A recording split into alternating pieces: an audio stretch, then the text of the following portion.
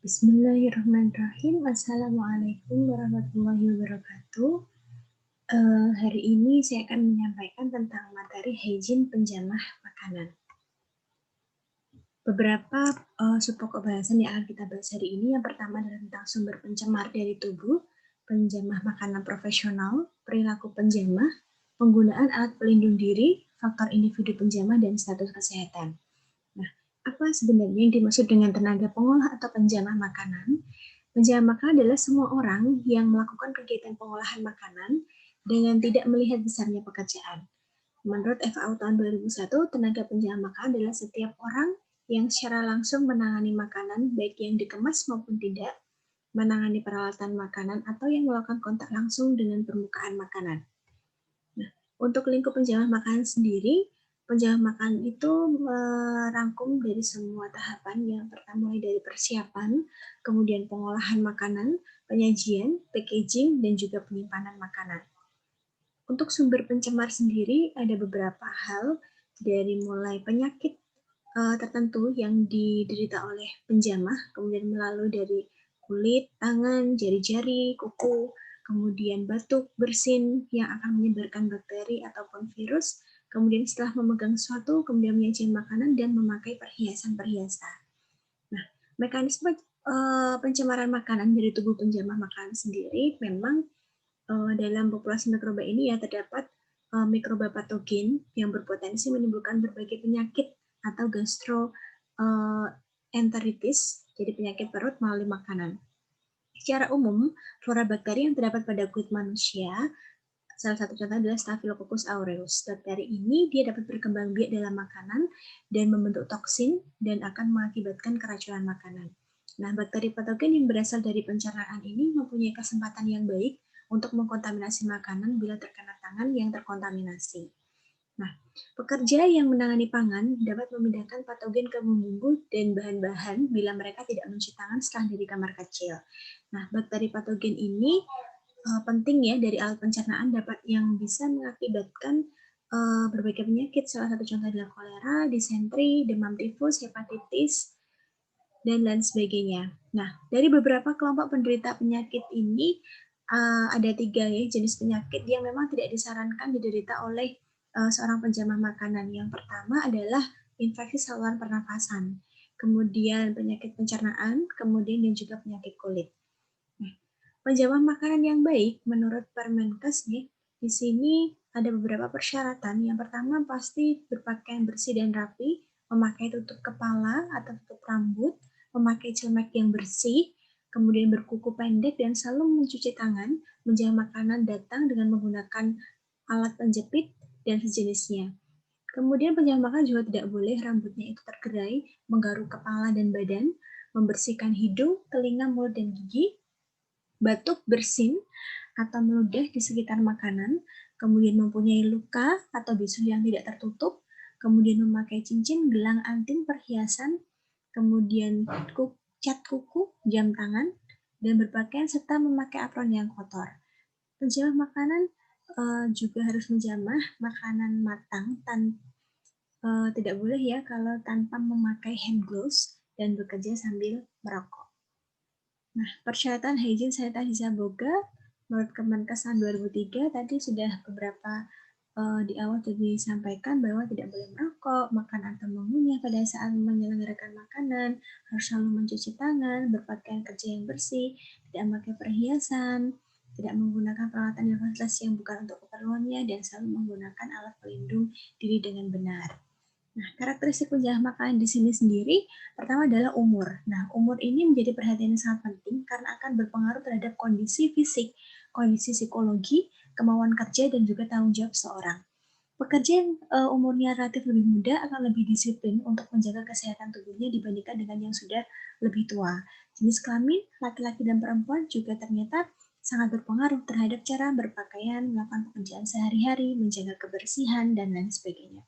Pengetahuan atau kognitif juga merupakan domain yang sangat penting untuk terbentuknya suatu tindakan seorang. Ketika seorang dia memiliki pengetahuan yang baik, maka otomatis dia juga akan berusaha untuk melakukan perilaku yang baik juga. Untuk prosedur yang penting bagi pekerja pengolah makanan adalah pencucian tangan, kebersihan, dan juga kesehatan diri.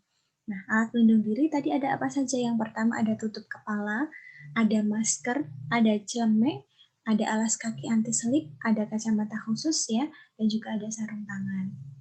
Oke, untuk dari dua hal yang perlu kita mengharuskan pakai pakaian bersih.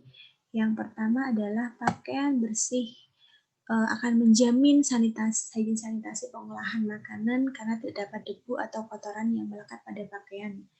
Kemudian pakaian yang bersih juga akan lebih menyadarkan para pekerja akan pentingnya menjaga hygiene sanitasi dalam pengolahan makanan. Jika pekerja mengenakan pakaian yang bersih, maka pelanggan akan yakin bahwa makanan yang mereka pesan adalah makanan yang aman. Oke, nah ini adalah contoh penggunaan APD, penggunaan hand gloves ya atau sarung tangan. Ini adalah sarung tangan plastik untuk pengolahan makanan, kemudian juga penggunaan celemek. Nah, sekarang kita akan lihat cuci tangan menjadi bagian yang penting atau perilaku yang penting bagi seorang penjamah makanan. Bagaimana cara mencuci tangan yang tepat, yang benar? Pastikan bahwa cuci tangan menggunakan sabun dan air mengalir dengan 6 langkah mencuci tangan. Nah, saya yakin teman-teman sudah tahu semua bahwa pertama mulai dari basahi tangan, gosok sabun pada telapak tangan, kemudian usap dan gosok kedua telapak tangan secara lembut dengan arah memutar, kemudian usap dan gosok kedua punggung tangan secara bergantian pada sela-sela jari, bersihkan pada ujung jari secara bergantian dengan posisi saling mengunci, gosok dan putar kedua ibu jari secara bergantian dan letakkan ujung jari ke telapak tangan, kemudian gosok perlahan, bilas dengan air bersih dan keringkan selama 60 detik. Nah, pada saat kapan 5 waktu penting ya, jadi cuci tangan ini dilakukan saat pertama setelah dari toilet. Jadi setelah keluar dari kamar mandi, pastikan bahwa kita cuci tangan menggunakan sabun dan air mengalir. Setelah kita beristirahat, kita tidak tahu ya tangan kita terpapar oleh apa, terkontaminasi oleh apa, maka kita cuci tangan. Kemudian setelah memegang uang, pastikan bahwa memang uang itu adalah sesuatu yang mudah sekali untuk ditempeli oleh mikroba. Kemudian sebelum dan setelah menyajikan makanan, setelah batuk bersin, kemudian sebelum dan setelah makan atau minum, kemudian setelah membuang atau memegang sampah, setelah membersihkan sesuatu ya, segala sesuatu, cuci tangan, kemudian setiap proses pengolahan makanan, setelah memegang bahan mentah, membersihkan peralatan, kemudian berganti untuk memegang makanan yang matang, maka pastikan kita selalu mencuci tangan dengan sabun dan air mengalir. Kemudian yang selanjutnya adalah status kesehatan penjamah makanan. Nah, ini menjadi poin yang penting.